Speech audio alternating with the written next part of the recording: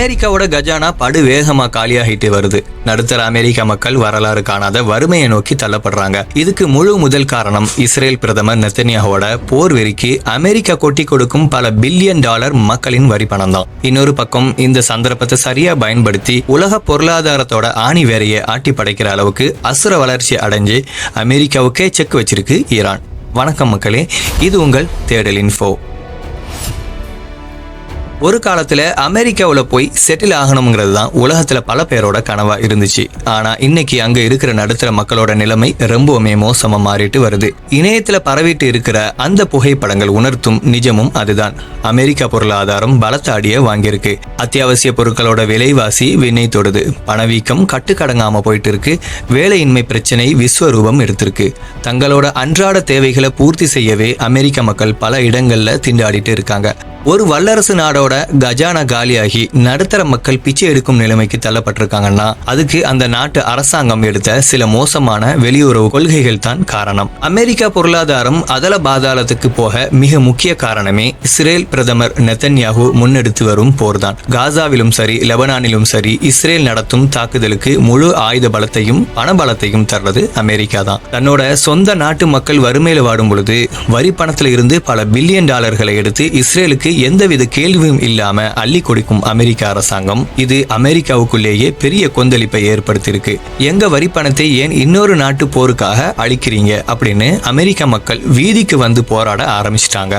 ஆனா மத்திய கிழக்குல தன்னோட ஆதிக்கத்தை நிலைநிறுத்த இஸ்ரேல் ஒரு துருப்பிச்சீட்டு அப்படிங்கிற ஒரே ஒரு காரணத்துக்காக சொந்த நாட்டு பொருளாதாரத்தையே பணயம் வைத்து ஒரு மிகப்பெரிய போர் சூதாட்டத்தை அமெரிக்கா நடத்திட்டு இருக்குது.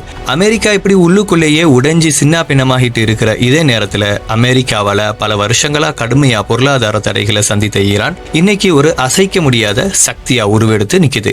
ஈரானோட இந்த அசுர பலத்துக்கு பின்னாடி இருக்கிற மிக முக்கியமான ஒரு புவியியல் துருப்பிச்சீட்டு தான் ஹார்மோஸ் ஜலசந்தி. ஈரான் மற்றும் ஓமன் நாடுகள் நடுவுல அமைந்திருக்கக்கூடிய ரொம்ப குறுகலான கடல் பகுதி தான் இந்த ஹார்மோஸ் ஜலசந்தி.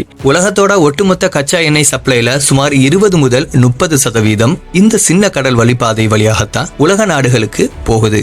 இந்த இடத்தை தன்னோட முழு கட்டுப்பாட்டுல வச்சிருக்கு ஈரான். ஒருவேளை ஈரான் நினைச்சா இந்த ஹார்மோஸ் ஜலசந்தியில கப்பல் போக்குவரத்தை முடக்குனா அடுத்த நொடியே உலக பொருளாதாரம் அப்படியே சம்பிச்சு நிற்கும். பெட்ரோல் டீசல் விலை நினைச்சு பார்க்க முடியாத அளவுக்கு உயரும். இந்த ஒரு ஆயுதத்தை வச்சுக்கிட்டு தான் அமெரிக்காவோட அத்தனை மிரட்டல்களையும் ஈரான் அசால்ட்டா டீல் பண்ணிட்டு இருக்காங்க. பொதுவா வல்லரசு நாடுகள்னா அமெரிக்கா, சீனா, அப்புறம் ரஷ்யா அப்படின்னு நமக்கு தெரியும். இப்போ அந்த வரிசையில 4வதா ஈரான் வந்து உட்கார போகுது. சீனா மற்றும் ரஷ்யா கூட கைகோர்த்து அமெரிக்காவுக்கு எதிரான ஒரு மிக பிரம்மாண்டமான கூட்டணியை ஈரான் உருவாக்கிட்டு வருது.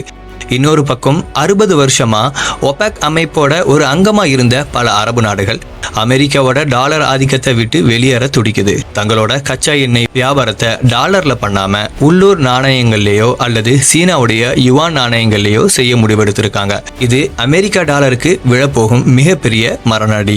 சுருக்கமா சொல்லணும்னா எந்த ஈரானை உலக வரைபடத்திலிருந்தே அழிக்கணும்னு அமெரிக்காவும் இஸ்ரேலும் நினைச்சாங்களோ அதே ஈரான் இன்னைக்கு அமெரிக்காவோட பொருளாதார பேரழிவுக்கு ஒரு மிக முக்கிய காரணமா மாறி நிக்குது. உலக அரசியல்ல இப்ப நடந்துகிட்டு இருக்கிற இந்த அதிகார போட்டி அடுத்த சில வருஷங்கள்ல மிகப்பெரிய பொருளாதார மாற்றங்களை உலகெங்கிலும் ஏற்படுத்தும். அமெரிக்காவின் இந்த தொடர் வீழ்ச்சியையும் ஈரானின் எழுச்சியையும் நீங்க எப்படி பாக்குறீங்க? அமெரிக்காவோட காலம் முடிந்து விட்டதா? உங்களுடைய ஆழமான கருத்துக்களை மறக்காம கமெண்ட்ல பதிவு செய்யுங்க. உலக அரசியல் மற்றும் செய்திகளை தொடர்ந்து தெரிந்து கொள்ள தேடல் இன்ஃபோ சேனலை சப்ஸ்கிரைப் செய்து இணைந்திருங்கள். நன்றி.